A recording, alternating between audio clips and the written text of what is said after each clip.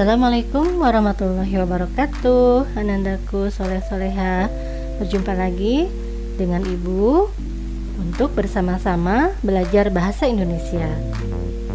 Pada kesempatan kali ini kalian akan belajar mengenai teks laporan hasil observasi, yaitu materi yang ada di kelas 10 semester 1 dengan KD 3.1, yaitu mengidentifikasi teks laporan hasil observasi yang dipresentasikan dengan lisan dan tulis.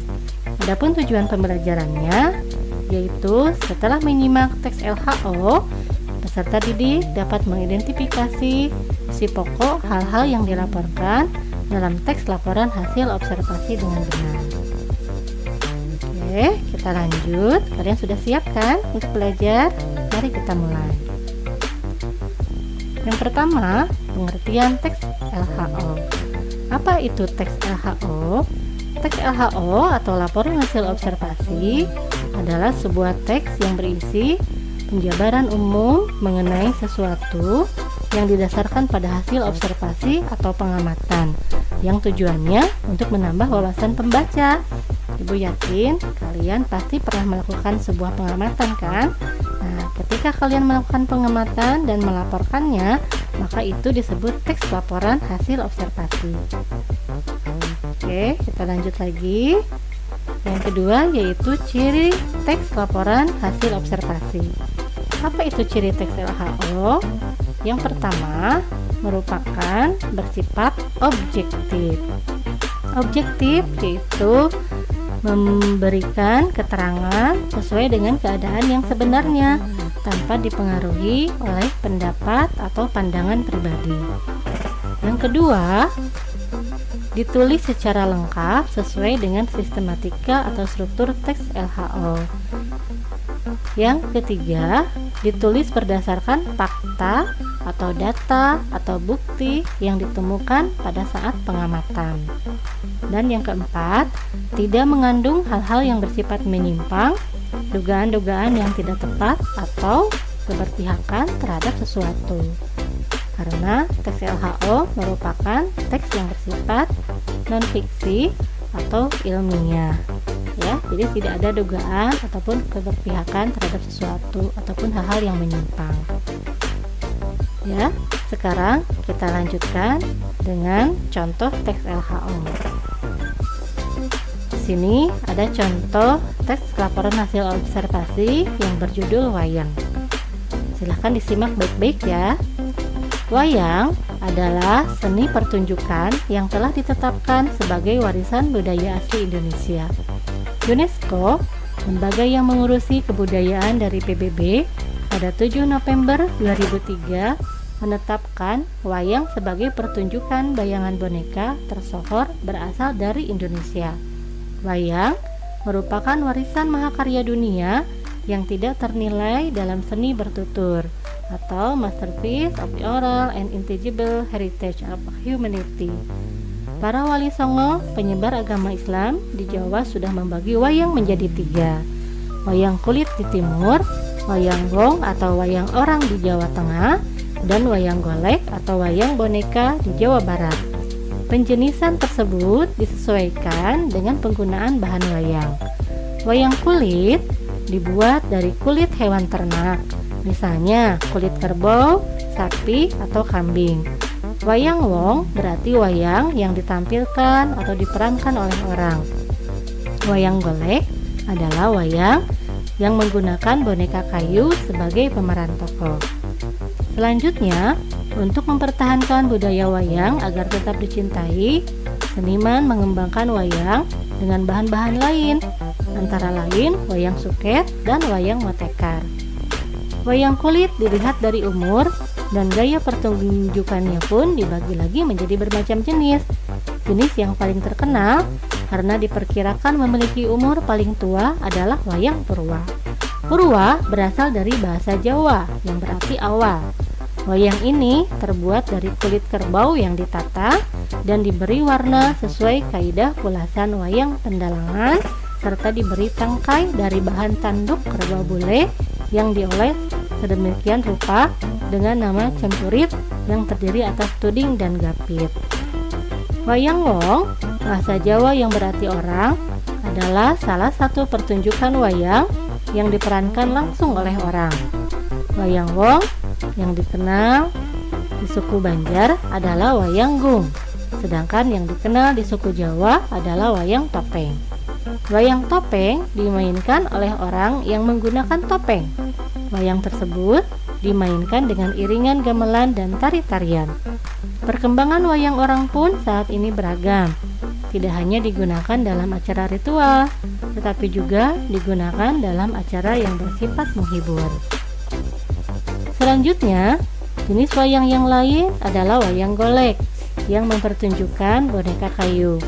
Wayang golek berasal dari Sunda.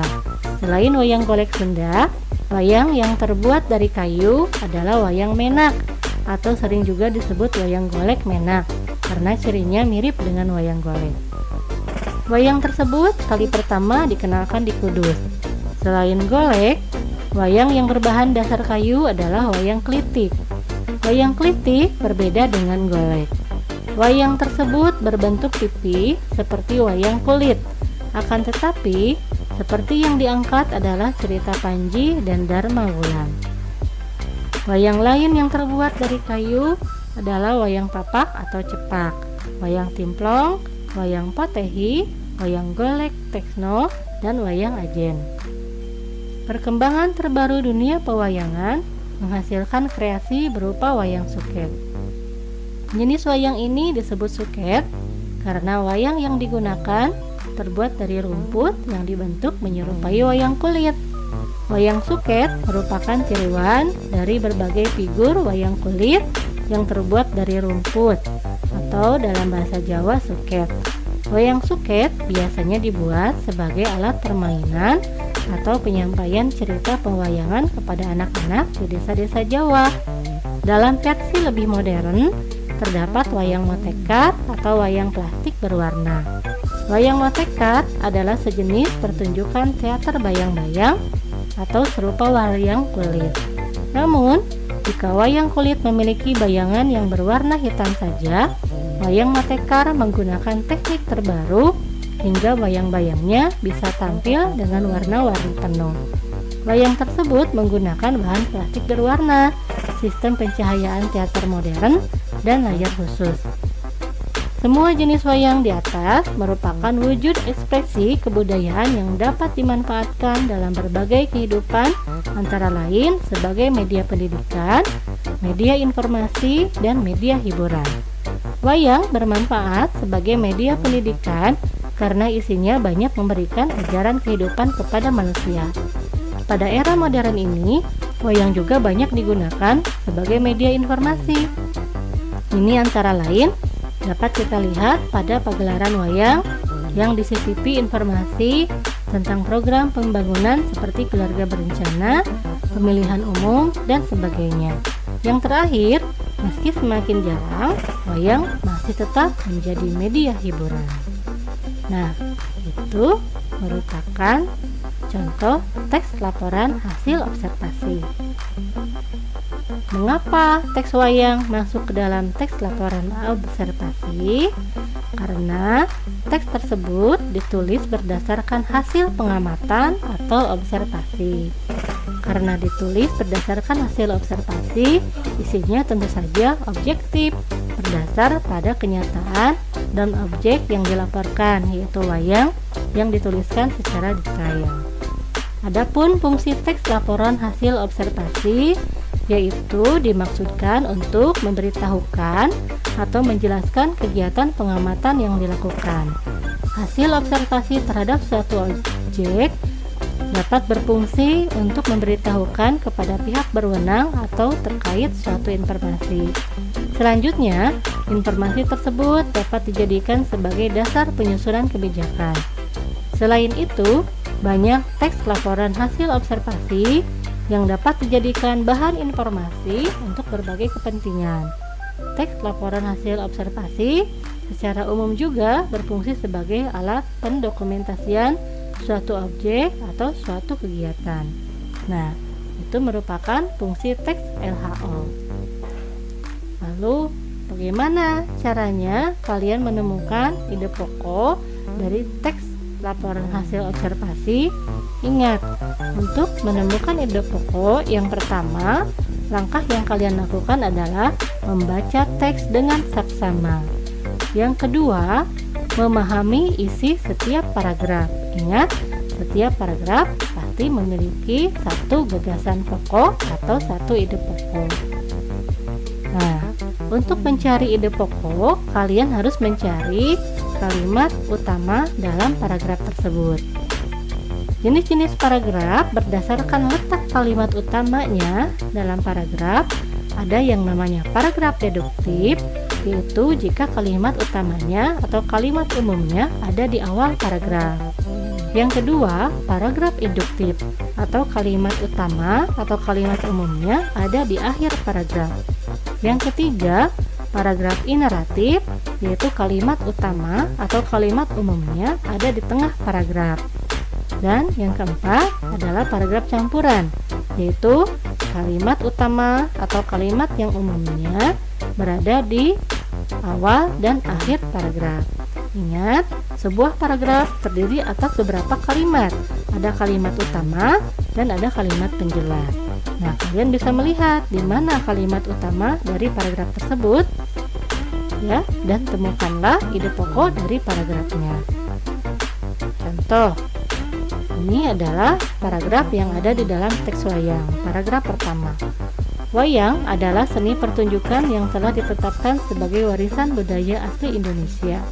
UNESCO, lembaga yang membawahi kebudayaan dari PBB, pada 7 November 2003 menetapkan wayang sebagai pertunjukan bayangan boneka tersohor dari Indonesia. Nah, dari kalimat ini kita bisa lihat bahwa di kalimat pertama itu merupakan kalimat utama atau kalimat umumnya, sedangkan kalimat selanjutnya ini merupakan kalimat penjelas. Kita bisa melihatnya sampai ke bawah, itu merupakan kalimat-kalimat penjelas untuk menjelaskan tentang wayang. Karena kalimat umum atau kalimat utamanya ada di awal paragraf, maka ini dinamakan paragraf deduktif. Karena kalimat utamanya di awal paragraf, maka gagasan pokoknya sudah jelas bahwa wayang adalah seni pertunjukan yang telah ditetapkan sebagai warisan budaya asli Indonesia. Nah, itu cara menemukan gagasan pokok dari sebuah paragraf. Jadi kalian tentukan dulu kalimat utamanya ya. Nah, sebagai latihan, sekarang bacalah teks laporan hasil observasi berjudul wayang dengan saksama pada halaman 12 sampai dengan 14 di buku sekolah elektrismu, serta lengkapi tabel berikut ini. Kemudian buatlah rangkumannya ya.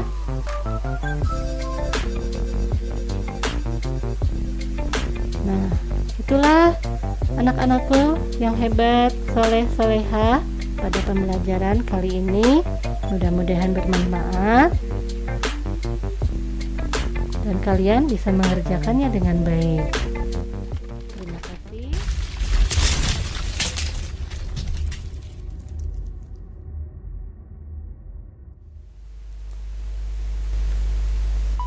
Assalamualaikum anandaku yang soleh dan soleha. Selamat datang kembali di channel YouTube Ibu dalam pemaparan materi teks laporan hasil observasi dengan kompetensi dasar 3.2, yaitu menganalisis isi dan aspek kebahasaan dari minimal 2 teks laporan hasil observasi.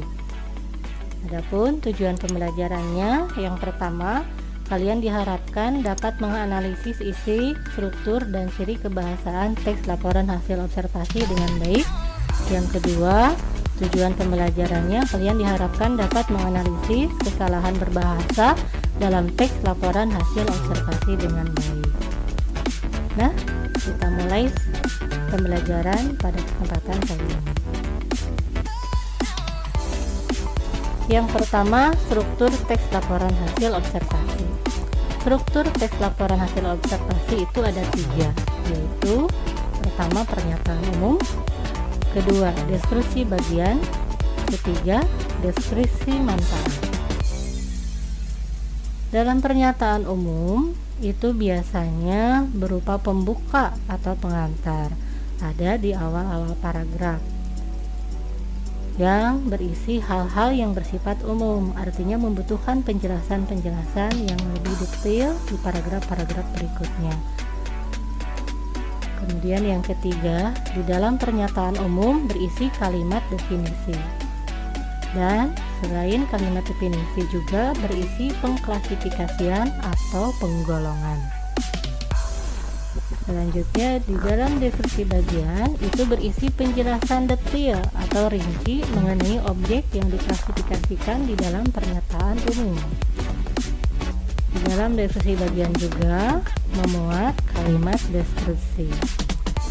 Terakhir, struktur teks LHO yaitu deskripsi manfaat yang menunjukkan bahwa setiap objek yang diamati ya di dalam teks laporannya itu memiliki fungsi atau manfaat di dalam kehidupan. Oke, kita lanjut. Ini contoh struktur teks LHO bagian pernyataan umum.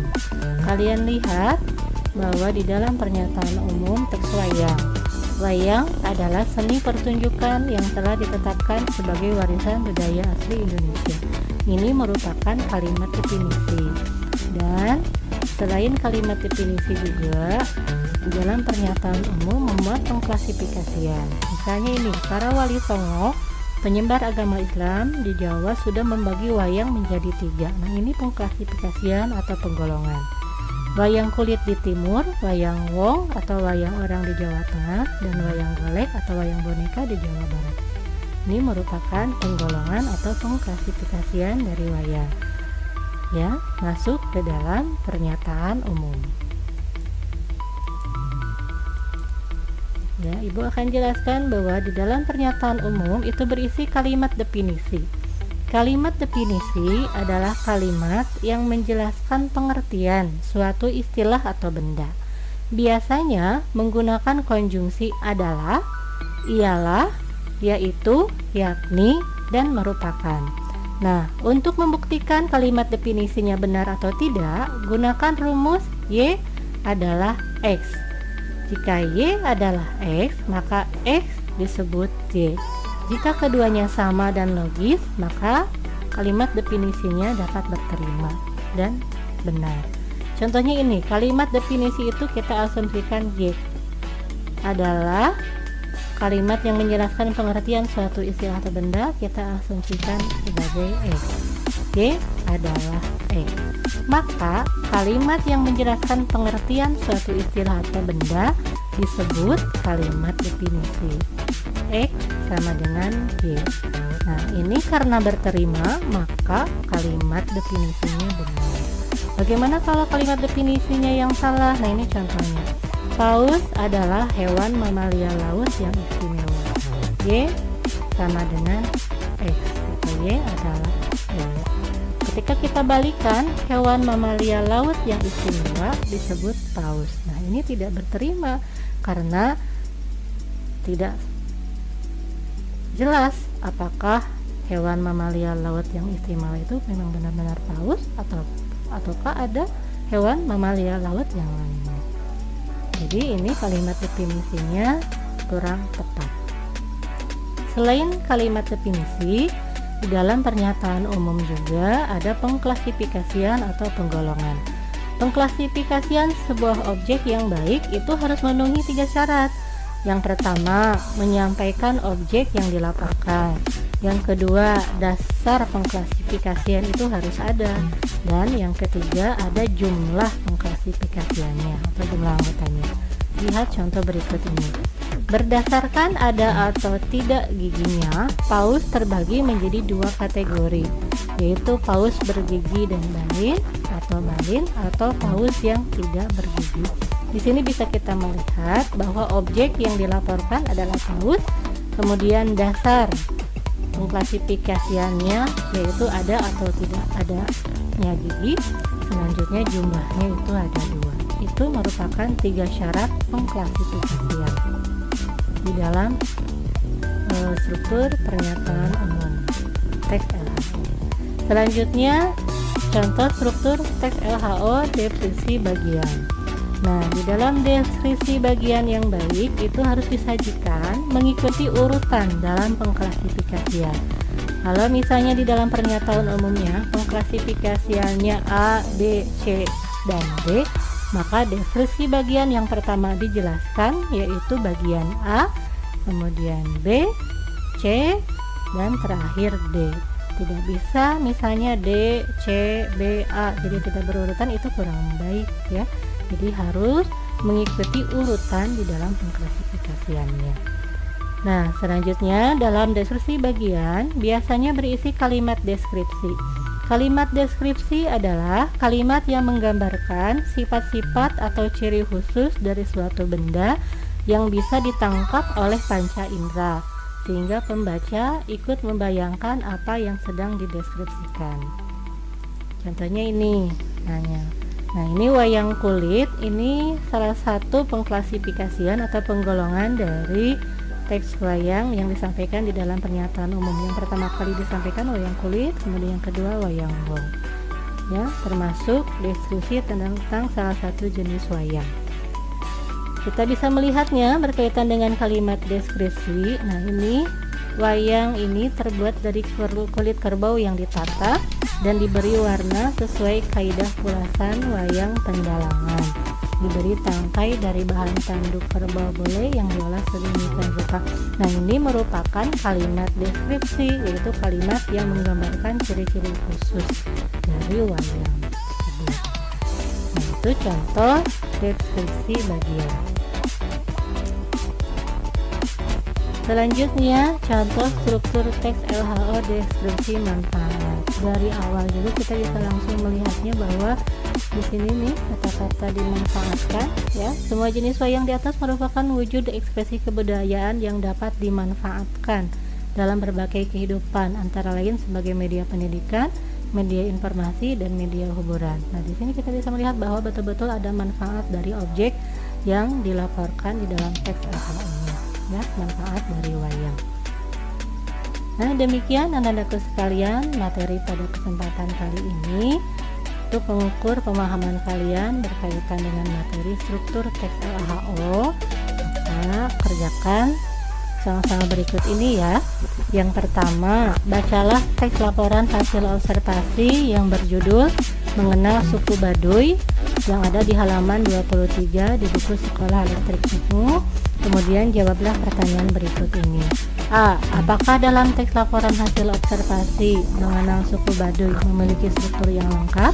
Kalian lihat apakah ada pernyataan umum, deskripsi bagian, dan deskripsi manfaatnya. Kalian jelaskan di sana. Yang B. Apabila teks laporan hasil observasi tersebut tidak lengkap, lengkapilah isi teksnya menjadi teks laporan hasil observasi yang lengkap. Jadi kalau menurut kalian teks laporan hasil observasi yang berjudul Mengenal Suku Baduy itu tidak lengkap, kalian silahkan melengkapinya dengan kalimat atau menggunakan bahasa kalian sendiri. Selanjutnya, yang nomor 2, bacalah teks laporan hasil observasi yang berjudul Sampah yang ada di halaman 31 di buku Sekolah Elektrikmu.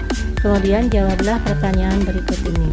Yang A. Apakah kalimat definisinya sudah tepat? Ingat, untuk menentukan kalimat definisinya benar atau tidak, gunakan rumus Y adalah X, ya. Maka X disebut Y. Kalian jelaskan alasannya. Yang B. Apakah pengklasifikasian objeknya sudah disajikan dalam kalimat yang tepat? Ingat, untuk pengklasifikasian harus memenuhi 3 syarat, ya. Kalian jelaskan alasannya. Yang C. Apakah urutan penyajian dalam deskripsi bagian sudah berurutan mengikuti pengklasifikasian? Ingat, deskripsi bagian harus mengikuti pengklasifikasian yang sudah disampaikan dalam pernyataan umum. Silahkan kalian jelaskan.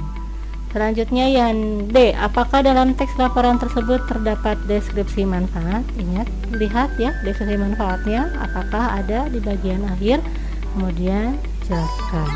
Yang terakhir, apakah dalam teks laporan observasi tersebut terdapat kalimat yang tidak padu atau menyimpang dari topik yang sedang dibahas, kalian baca kembali teksnya dengan saksama. Topiknya sedang membahas sampah, apakah di dalam teksnya terdapat kalimat yang menyimpang dari topik yang sedang dibahas, yaitu sampah tadi ya. Kalian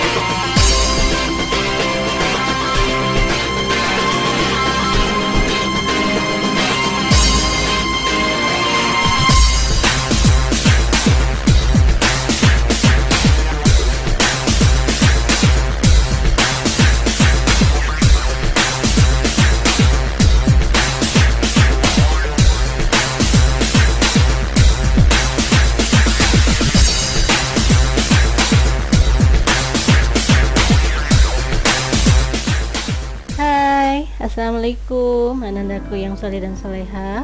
Bertemu lagi dengan channel YouTube Ibu dalam pembahasan teks laporan hasil observasi. Masih melanjutkan materi di pertemuan sebelumnya, yaitu menganalisis isi dan aspek kebahasaan dari minimal 2 teks laporan hasil observasi. Dengan tujuan pembelajaran, peserta didik dapat menganalisis isi, struktur, dan ciri kebahasaan teks laporan hasil observasi. Kemudian peserta didik dapat menganalisis kesalahan berbahasa dalam teks laporan hasil observasi. Pertemuan sebelumnya kalian sudah diberikan materi berkaitan dengan isi dan struktur. Nah, pada kesempatan kali ini Ibu akan menyampaikan terkait ciri kebahasaan teks laporan hasil observasi. Ya, kita mulai pembahasan materinya.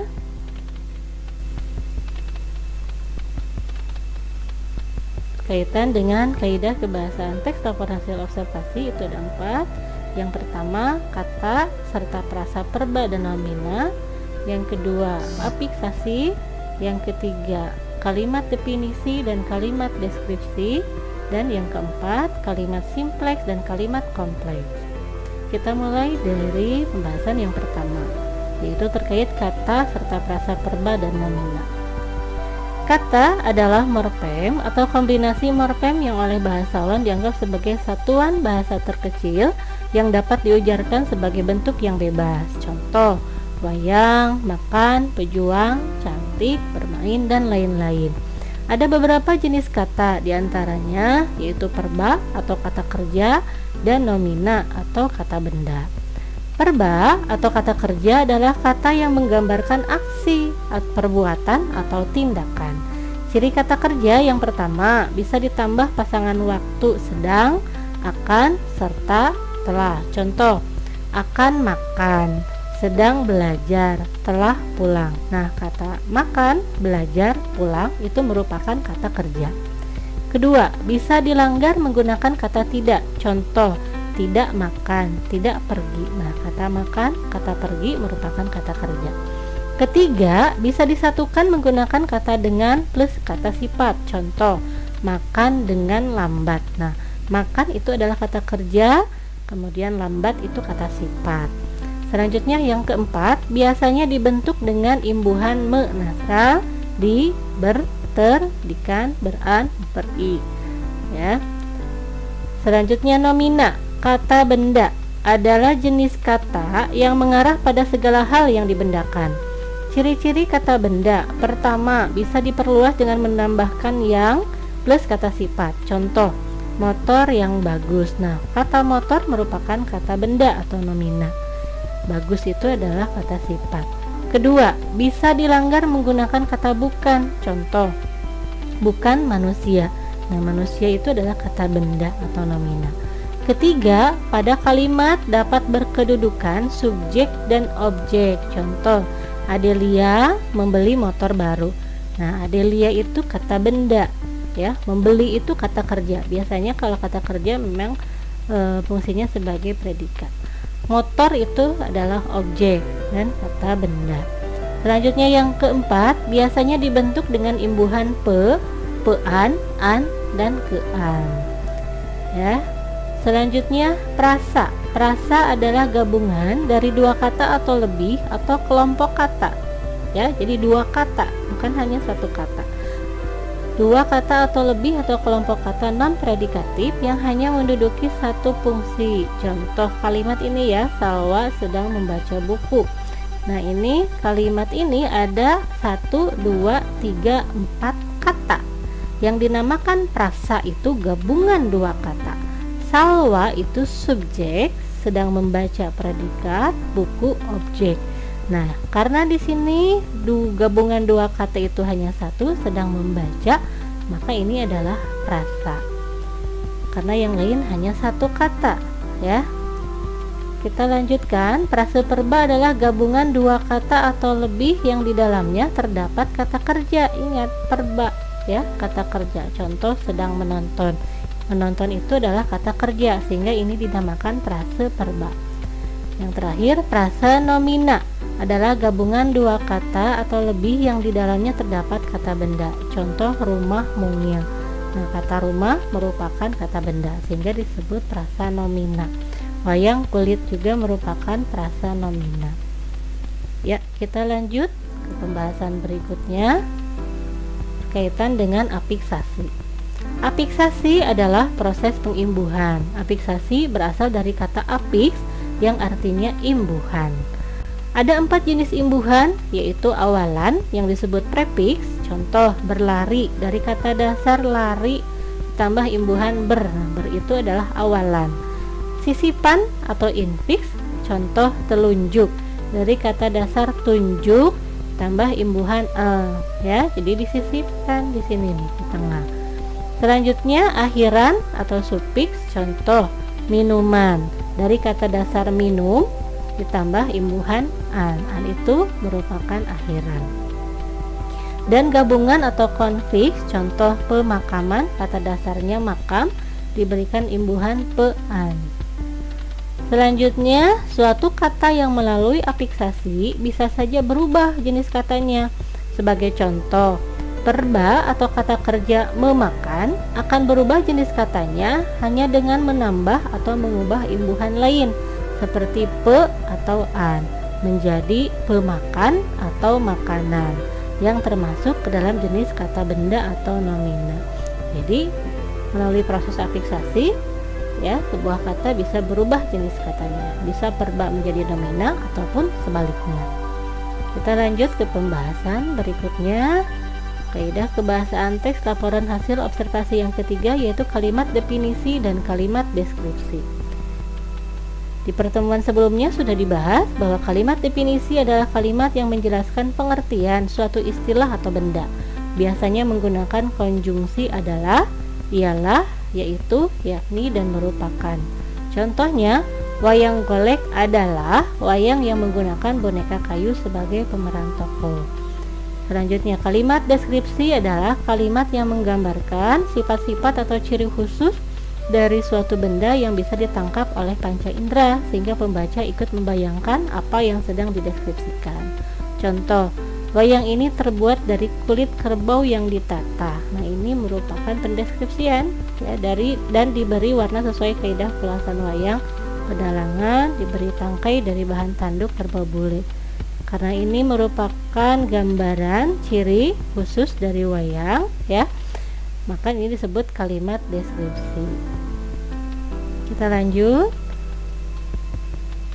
ke pembahasan berikutnya terkait kalimat simpleks dan kalimat kompleks. Kalimat simpleks atau sederhana, ya, dapat dibentuk hanya oleh satu klausa, yaitu bagian kalimat yang hanya mengandung subjek dan predikat. Nah, kalimat yang hanya memiliki satu klausa ini disebut kalimat simpleks atau biasa disebut sebagai kalimat tunggal. Contohnya ini, ada beragam jenis topeng di museum ini. Nah, ini kalimat simpleks atau kalimat sederhana karena hanya memiliki satu klausa, subjek, predikat. Kelelawar merupakan hewan unik, ya. Wayang tersebut berbentuk pipih seperti wayang kulit. Ini merupakan kalimat simplex atau kalimat yang sederhana atau kalimat tunggal karena hanya dibentuk oleh satu klausa. Kita lanjutkan. Terkait kalimat kompleks atau kalimat majemuk adalah kalimat yang memiliki dua atau lebih klausa. Kalimat kompleks dibagi menjadi dua macam, yaitu kalimat kompleks atau kalimat majemuk setara dan kalimat kompleks atau kalimat majemuk bertingkat. Kalimat majemuk setara memiliki dua atau klausa ganda yang setara dalam suatu kalimat. Sedangkan kalimat majemuk bertingkat memiliki klausa ganda yang tidak sama atau berada di bawah fungsi utama suatu kalimat. Fungsi-fungsi utama dalam kalimat majemuk setara membentuk induk kalimat atau klausa atasan. Nah, fungsi-fungsi yang membentuk tingkat yaitu yang mengikuti konjungsi subordinatif disebut klausa bawahan atau anak kalimat. Kalimat majemuk setara biasanya ditandai dengan penggunaan konjungsi koordinatif setara. Misalnya konjungsi dan, atau, tetapi. Nah, itu masuk ke dalam konjungsi koordinatif atau setara, sehingga disebut kalimat majemuk setara nantinya. Sedangkan kalimat majemuk bertingkat biasanya ditandai dengan penggunaan konjungsi subordinatif atau bertingkat. Kita lihat contohnya ya. Terkait kalimat majemuk atau kalimat kompleks setara. Contohnya ini, dalam budaya modern, wayang berfungsi menghibur dan mendidik. Nah, penggunaan kata dan ini menunjukkan bahwa ini memang kalimat majemuk setara, jadi sama fungsinya. Tidak ada yang berfungsi sebagai induk dan anak kalimat, ya. Kelelawar aktif pada malam hari, tetapi tidur pada siang hari. Nah, ini merupakan kalimat majemuk setara. Dan atau tetapi merupakan penanda ya kalimat majemuk atau kalimat kompleks setara. Selanjutnya kalimat kompleks bertingkat. Keberadaan The Topeng tidak dapat dipisahkan dengan Museum Angkut karena kedua tempat ini berada di satu tempat yang sama. Ini merupakan kalimat kompleks atau kalimat majemuk bertingkat karena ada yang berfungsi sebagai klausa atasan dan ada yang berfungsi sebagai klausa bawahan. Ini yang menjadi intinya, keberadaan The Topeng tidak dapat dipisahkan dengan Museum Angkut. Nah, ini sebagai bawahannya, sehingga disebut kalimat kompleks atau kalimat majemuk bertingkat. Nah, demikian anandaku sekalian yang soleh dan soleha, penjelasan dari Ibu terkait kaidah kebahasaan teks laporan hasil observasi. Mudah-mudahan bermanfaat. Terima kasih dan jangan lupa untuk tetap belajar meskipun dalam masa pandemi. Semoga pandemi COVID-19 segera berakhir. Terima kasih. Assalamualaikum warahmatullahi wabarakatuh.